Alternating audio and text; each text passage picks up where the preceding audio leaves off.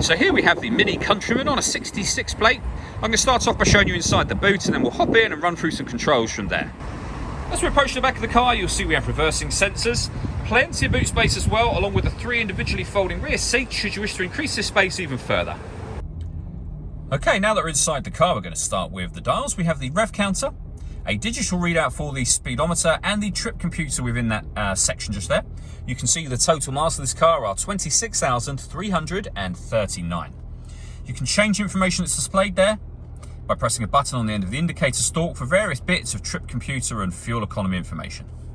If we back out to the main controls on the steering wheel, we have stereo controls, phone controls, and then cruise control over on this side just here. In the center is where you'll find the main screen for the car. So I can move my way around the screen, as you see me doing now, all with this dial just here. This button will take me back to the home screen. The dial will not only rotate, it'll also push down. It moves to the left, right, up and down like a joystick would as well, which will become useful within certain menus. For example, satellite navigation. Push the dial down to enter the satellite navigation menu.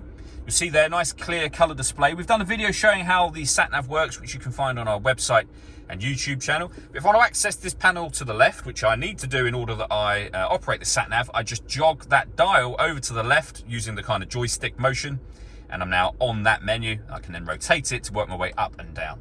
Very, very easy system to use. We can pair our phone from here. We can access the radio for the car. You'll see this car has got DAB, AM and FM radio available.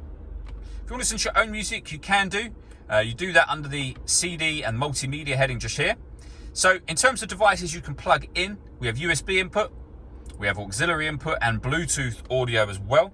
You can also listen to your music via the CD player, which you see showing just there. Working our way down, you'll see the CD player itself, the main volume for the stereo. We then have the climate control. So you can adjust the temperature up and down. You can increase and decrease the fan speed, determine where you'd like the air to be distributed. When you're happy with those settings, that button turns your air conditioning on. Same button again to turn it off, or hit auto. In doing so, the car will now take control of the fan speed and the direction of the air to maintain that temperature for you. Press auto again, you'll go back to your own settings. We've got front and rear fog lights just here. We can put the car into sport mode. We can lock the car doors from the outside. We can turn off the stop and start. This car is designed to cut out when it's stationary in traffic to save you fuel. That system is now off. And we can turn off the traction control from the left-hand side just here. Finally, we have a 6-speed manual gearbox and the buttons that I went through just a moment ago. All that leaves me to say is thank you for taking the time to watch this video. If you'd like to come and see the car in person and have a test drive, please feel free to call any of our MJA sites. We'd love to hear from you soon.